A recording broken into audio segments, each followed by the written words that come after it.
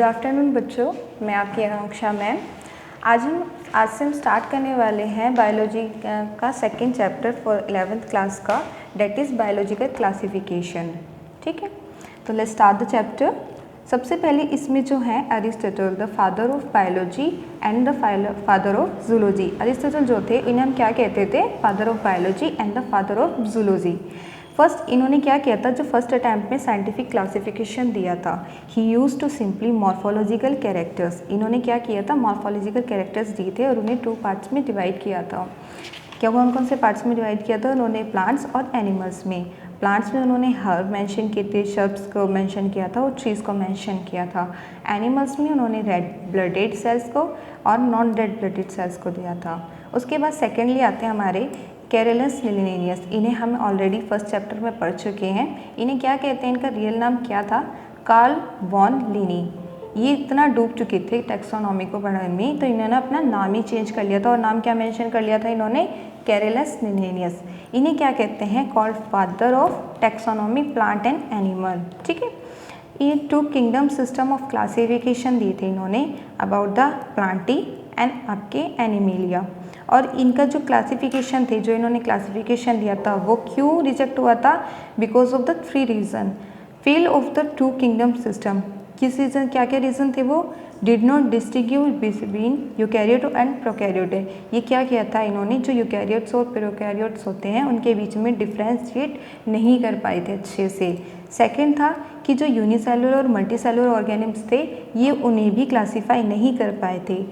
Third point था हमारा photosynthetic and not photosynthetic organisms जो होते हैं, ये उन्हें भी अच्छे से डिस्क्राइब नहीं कर पाए थे। यही 3 मेन रीज़न थे जिसकी वजह से इनका जो क्लासिफिकेशन था फेल हो गया था।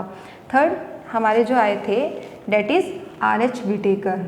ठीक है, ये क्या था, इन्होंने क्या दिया था, इन्होंने 5 किंगडम क्लासिफिकेशन दिया था। 5 के जो किस पे बेस्ड थे, उनका मेन क्राइटेरिया क्या था? Cell structure, thallus organisation, mode of आपका mode of nutrition and phylogenetic relationship. और वो 5 क्लासिफिकेशन कौन कौन से थे? Monera, Protista, Fungi, Plantae, Animalia. ठीक है, अब इनका जो क्लासिफिकेशन था वो किस बेस पे डिफाइन हुआ था? जो कैरेक्टर्स थे इन्होंने क्या किया था, मैंने यहाँ पे 2 किंगडम यहाँ मेंशन किए हुए हैं, देन 13 जो आपके बाकी हैं वो आगे किए हुए हैं। तो उन्होंने कैरेक्टर्स को किस बेस पे किया था? उसके सेल टाइप, सेल वॉल के बेस पे, न्यूक्लियर मेम्ब्रेन के बेस पे, देन बॉडी ऑर्गेनाइजेशन और आपका है मोड ऑफ न्यूट्रिशन। अब पढ़ते हैं मोनेरा और प्रोटिस्टा को कैसे डिफाइन किया था। इन्होंने बताया था कि जो सेल टाइप होते हैं मोनेरा में कैसे होते हैं? प्रोकैरियोट्स, और प्रोटिस्टा में यूकैरियोट्स। सेल वॉल होती है इनमें नॉन सेलुलोसिक होती है, या इतनी यानी कि पॉलीसैकेराइड प्लस अमीनो एसिड्स की बनी होती है। और प्रेजेंट इन सब, इसमें क्या होता है? सेल वॉल प्रोटिस्टा में कुछ में पाई जाती है, सब में पाई नहीं जाती। जो न्यूक्लियर मेम्ब्रेन है वो मोनेरा में एब्सेंट होता है और प्रोटिस्टा में पाया जाता है। ठीक है, next is body organisation. Body organisation Monera में कैसा होता है? हमारा सेलुलर, और प्रोटिस्टा में हमारा कैसा होता है? इसमें भी सेम होता है, इसमें भी हमारा सेलुलर होता है। कैरेक्टर्स में नेक्स्ट आता है mode of nutrition. Mode of nutrition में अब मोनेरा में कैसे होते हैं? ऑटोट्रॉफिक होते हैं। इन्होंने ऑटोट्रॉफिक क्यों कहते हैं? क्योंकि ये सेमोसिंथेटिक होते हैं एंड फोटोसिंथेटिक होते हैं, और हेट्रोट्रॉफिक होते हैं जो सेफरोफिलिटिक और पैरासिटिक होते हैं। ठीक है, इस बेस पे इन्हें क्या किया जाता है? मोनेरा में जस्टिफाई किया जाता है। प्रोटिस्टा में कैसे आते हैं? हमारे ऑटोट्रॉफिक होते हैं जो फोटोसिंथेटिक और हेट्रोफिटिक होते हैं। ठीक, नेक्स्ट हमारे 3 जो हैं वो हम आगे हैं। हमारा थर्ड क्या थे? फंजाई। ठीक है, फंजाई। अब 3 कौन कौन से थे? Fungi, Plantae and animalia. इसमें सेल टाइप कैसे होता है? फंजाई में होता है हमारा यूकैरियोटिक्स। ठीक है, प्लांटी में हमारे यूकैरियोट होते हैं, और एनिमेलिया कैसा होता है? यूकैरियोट। इन तीनों में सेल टाइप कैसे होते हैं? यूकैरियोट्स होते हैं। ठीक, इनकी सेल वॉल कैसी होती है?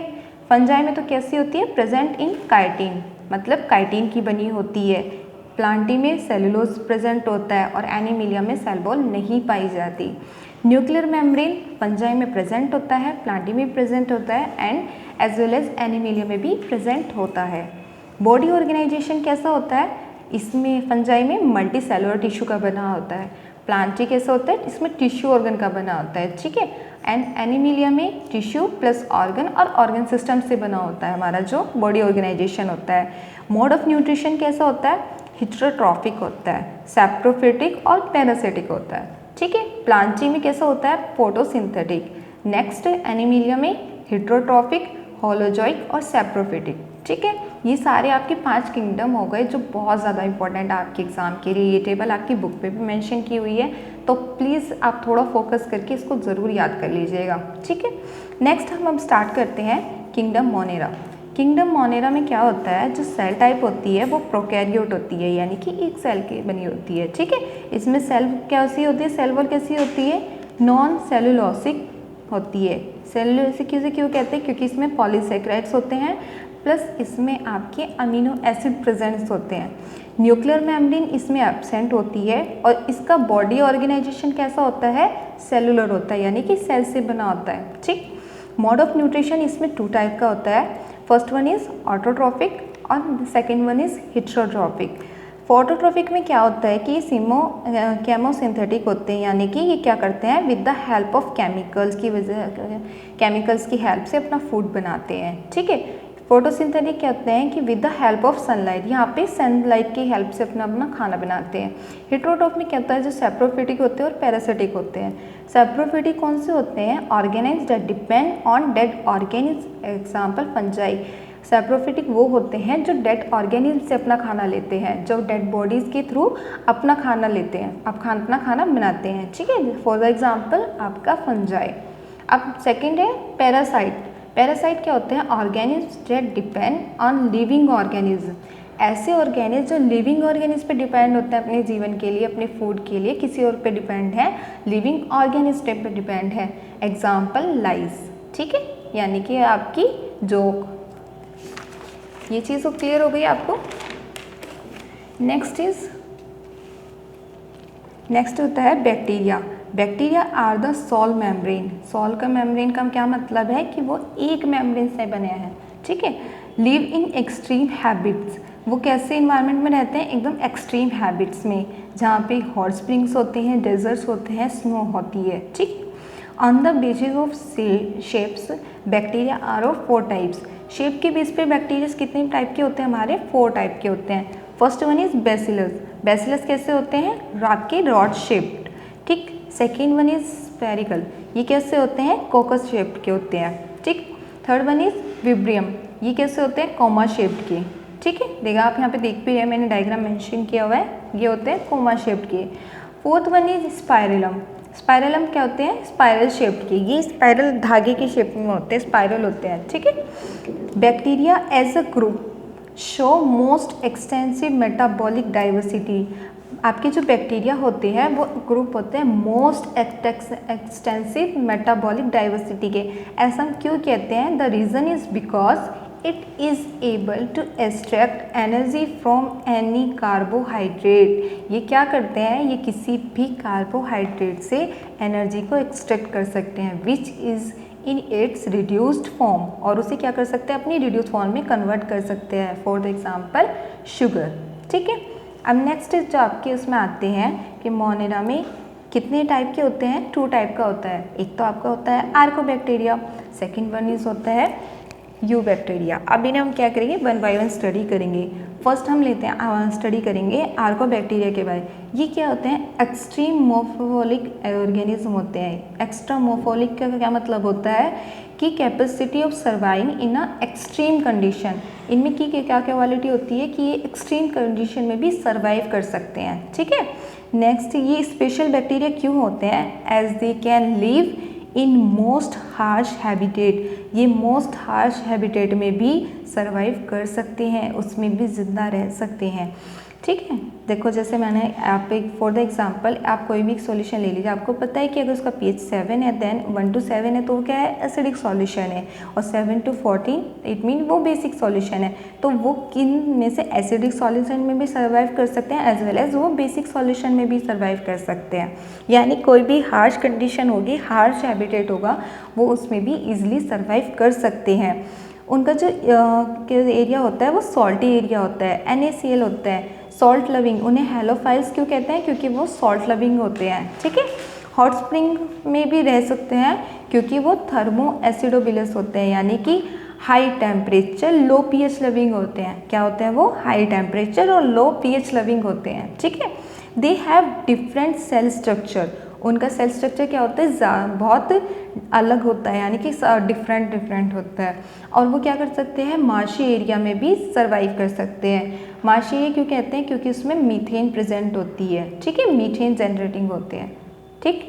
तो ये रीज़न है कि जो हमारे आर्की बैक्टीरिया होते हैं उन्हें एक्सट्रीमोमोर्फोलिक ऑर्गेनिज्म क्यों कहते हैं, उनकी क्या क्वालिटीज़ के बेस पर हम उन्हें एक्सट्रीमोमोर्फिक कहते हैं? क्योंकि वो किसी भी एक्सट्रीम कंडीशन में सर्वाइव कर सकते हैं, उनके अंदर इतनी कैपेसिटी होती है कि वो इजीली सर्वाइव कर सकते हैं। अब ये क्या, अब मैं आप अगर हम इनसे देखें, अगर हम ये कंपेयर करते हैं कि नॉर्मल बैक्टीरिया और हेलोफाइल बैक्टीरिया में क्या डिफरेंस होता है, ठीक है। जो नॉर्मल बैक्टीरिया होते हैं उनके अगर सेल वॉल में भी H2O इंक्रीज होता है और सेल सॉल्ट की जो पावर होती है, इंटेंसिटी, वो कम होती है, ठीक है। सेल हो गई, सेल के अंदर क्या है? H2O, आपका वाटर ज़्यादा है और उसमें आपका सॉल्ट कम है। और सेल के बाहर आउटसाइड एरिया में क्या है? आपका H2O तो कम है, यानी कि पानी कम है, और सॉल्ट ज़्यादा है। According to principle of water movement, that is osmosis, ये क्या हो रहा है? ऑस्मोसिस हो रहा है। And according to osmosis water will move higher to lower concentration. अगर यहाँ पे ऑस्मोसिस हो रहा है तो इट मीन क्या है कि वो हायर से लोअर कंसंट्रेशन में मूव करेगा, जिस वजह से नॉर्मल बैक्टीरिया क्या होता है? बस्ट हो जाता है, ये श्रिंक हो जाता है। बस्ट होने की वजह से ये एक्सट्रीम कंडीशन में सर्वाइव नहीं कर सकता। ये बहुत ज़्यादा इंपॉर्टेंट पॉइंट है, इसको याद रखिएगा। और जो हेलोफाइल बैक्टीरिया होते हैं, this bacteria use to accumulate different kind of organic acids. ये क्या यूज़ होते हैं? एक्यूमुलेट करने के लिए, ऑर्गेनिक एसिड को एक्यूमुलेट करने के लिए। Because the concentration of salt is maintain in the cell. इसमें क्या है? जो आपकी सेल की कॉन्सेंट्रेशन है वो यहाँ भी इक्वल है और बाहर भी एक जैसी है, ठीक है। तो क्या है? Maintain in the cell of out in the cell and as well as the outer of the cell, so they can't do water movement. इसलिए वो क्या है? वो वाटर मूवमेंट नहीं कर सकते और इसीलिए वो एक्सट्रीम कंडीशन में भी सर्वाइव कर सकते हैं, ठीक है। Next is methanogens. ये क्या होते हैं? Present in the guts of several ruminant animals such as cow and buffaloes. ये क्या होता है कि कुछ रूमिनेंट्स एनिमल्स में पाए जाते हैं। रूमिनेंट एनिमल कौन होते हैं? हमारे cow and buffaloes. They are responsible for the production of methane, यानी कि जिससे बायोगैस बनती है, they are the responsible for the methane. क्योंकि जो मीथेन होती है वो क्या है? इनके डंक में पाई जाती है, ठीक है। इस वजह से इन्हें क्या कहते हैं? मेथनोजेंस कहते हैं। नेक्स्ट इज आपके यू बैक्टीरिया। यू बैक्टीरिया को हम क्या कहते हैं? हम इन्हें ट्रू बैक्टीरिया भी कहते हैं। क्यों कहते हैं ट्रू बैक्टीरिया? क्योंकि एनिमल्स लाइक जैसे होते हैं, एनिमल जैसे होते हैं, ठीक है। ये चीज़ किसने डिफाइन की थी? By the Leeuwenhoek in the 1675 में, ठीक है। ये टर्म लीवेनहॉक ने डिस्क्राइब की थी by the presence of rigid cell wall.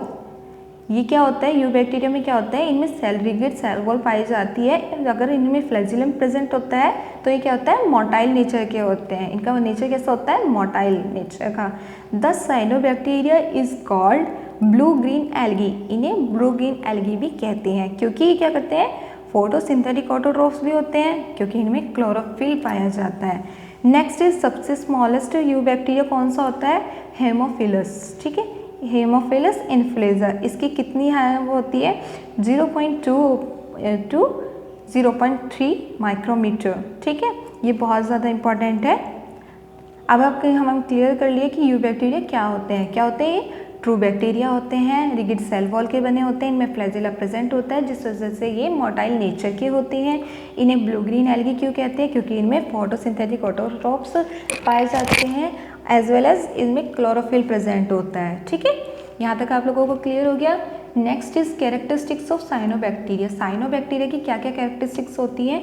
ये यूनिसेलुलर होते हैं, ये यूनिसेलुलर होते हैं, एक सेल के बने होते हैं। इस वजह से इन्हें ब्लू ग्रीन एल्गी भी कहते हैं। इनमें कॉलोनियल फिलामेंटस होते हैं, इनके जो फिलामेंट्स बने होते हैं वो कॉलोनियल ग्रुप में होते हैं, ठीक है। तो क्यों? इसमें क्लोरोफिल ए प्रेजेंट होता है, कैरोटिनॉइड प्रेजेंट होते हैं, +2 आपके फाइलोमिलिन्स प्रेजेंट होते हैं। ये फ्रेश वाटर में सर्वाइव करते हैं, मेराइन वाटर में रहते हैं और टेरेस्ट्रियल एल्गी में प्रेजेंट होते हैं। द कॉलोनीज और generally surrounded by the gelatinous sheet. इनकी जो कॉलोनीज होती है वो किससे बनी होती है? जिलेटिनियस शीट से बनी होती है, म्यूसिलेजियस शीट से बनी होती है। Often form Bloom is polluted water bodies. ये क्या करते हैं? ये जो फॉर्म ब्लूम्स बनाते हैं वो क्या करते हैं? Polluted in a water bodies को पॉल्यूट करते हैं। ठीक है। Next is some of these organisms can be fix autotrophic. ये क्या करते हैं? Nitrogen in specialised cell. ये नाइट्रोजन की स्पेशलाइज सेल में प्रेजेंट होते हैं। ये हेट्रोसिस्ट होते हैं। For the example Nostoc and Anabaena. ठीक है। ये ग्राम पॉजिटिव फोटोसिंथेटिक बैक्टीरिया होते हैं विच परफॉर्म ऑक्सीजेनिक फोटोसिंथेसिस। ये ग्राम पॉजिटिव बैक्टीरिया होते हैं जिस वजह से क्या करते हैं? ऑक्सीजेनिक फोटोसिंथेटिक रिएक्शंस करते हैं। ठीक है। Next is chemosynthesis autotroph. और केमोसिंथेटिक ऑटोट्रॉफ क्या होते हैं? दे ऑक्सीडाइज वेरियस इनऑर्गेनिक सब्सटेंसेस। ठीक है। इसमें क्या क्या होते हैं? हमारे ये 3 टाइप्स के होते हैं, that is nitrates, nitrites plus आपका अमोनिया। ठीक है। इनसे क्या होता है? एटीपी फॉर्म होता है। They play a great role in reducing nutrients like nitrogen, sulphur, iron and phosphorus. ठीक है। नेक्स्ट आते हैं हमारे हेट्रोट्रॉफिक बैक्टीरिया। ये मोस्ट अबेंडेंट इन नेचर में कैसे होते हैं? ये मोस्ट अबेंडेंट होते हैं। Majority are important decomposer. ये क्या होते हैं? मोस्टली डिकम्पोजर्स होते हैं। ठीक है। Significant impact on human affairs. क्या करते हैं? सिग्निफिकेंट इम्पैक्ट डालते हैं ह्यूमन अफेयर्स पर।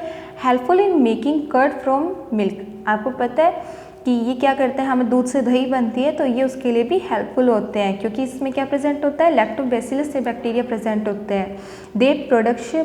They have the production of antibiotics. ये क्या करते हैं? एंटीबायोटिक्स के प्रोडक्शन में हेल्प करते हैं। They fixing nitrogen in legume roots. क्या करते हैं? ये लेग्यूम रूट में नाइट्रोजन फिक्स करते हैं। ठीक है।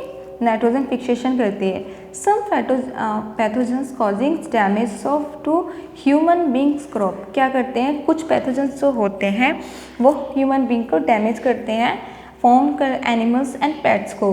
क्या करते हैं वो लोग? कुछ पैथोजन जो होते हैं वो डिसीज़ कॉजिंग होते हैं, जैसे कि आपकी कॉलेरा हो गई, टाइफाइड हो गया, टेटनस हो गया और सिट्रिक कैंसर हो गया। ऐसी बीमारियों को एनिमल्स और प्लांट्स में पैदा करते हैं। ठीक है। यहाँ तक आप लोगों को क्लियर हो गया। नेक्स्ट आता है कि रिप्रोडक्शन। बैक्टीरिया में रिप्रोडक्शन कैसा होता है? Mainly reproduce by the fission. Bacteria mostly reproduce किससे करते हैं? फिजन के through. They produce spores under unfavourable condition. वो क्या करते हैं? अनफेवरेबल कंडीशन में स्पोर्स प्रोड्यूस करते हैं। ठीक है। Also reproduce by the sexual reproduction. उनमें क्या है? फिशन तो होता है बट उसके साथ साथ क्या होता है? उनमें सेक्सुअल रिप्रोडक्शन भी होता है, जिससे क्या होता है? वो by adopting a primitive type of DNA from one bacterium to another. जिससे वो क्या करते हैं? प्रिमिटिव टाइप में डीएनए की प्रेजेंस में वन बैक्टीरियम से अनदर बैक्टीरियम को फॉर्म करते हैं। तो इससे इस तरह से ये क्या करते हैं? रिप्रोड्यूस करते हैं। ठीक है। Next is माइक्रोप्लाज्म। माइक्रोप्लाज्म में क्या होता है बच्चों? ये बहुत इंपॉर्टेंट टर्म है। ठीक है। तो इसको ध्यान से समझिए, बात के लिए छोड़िए मत, आप मेरे साथ इस चीज़ को समझ लीजिए कि माइक्रोप्लाज्म होता है इसको क्या कहते हैं? Joker of plant kingdom. इसे प्लांट किंगडम का जोकर कहा जाता है because the organism that completely lack a cell wall. इसमें क्या होता है? सेल वॉल नहीं प्रेजेंट होती, इसमें सेल वॉल की कमी होती है। स्मॉलेस्ट लिविंग सेल होता है। ठीक है। ये क्या कर सकता है? Can survive with O2। ये टर्म ध्यान रखिएगा कि ये सर्वाइव करता है O2 के साथ। Many microplasma are pathogenic to plant and animal. जो माइक्रोप्लाज्मा होते हैं वो पैथोजेनिक नेचर के होते हैं। पैथोजेनिक का क्या मतलब होता है? वो डिजीज कॉजिंग होते हैं to the plants as well as the animals. तो बच्चों आज का लेक्चर हम लोग यहीं पर रखते हैं। आई होप आपको लेक्चर्स अच्छे से कम्प्लीटली समझ में आया होगा। अगर आपके कोई भी डाउट होंगे तो प्लीज़ कमेंट मी। ठीक है। आज के लिए थैंक यू।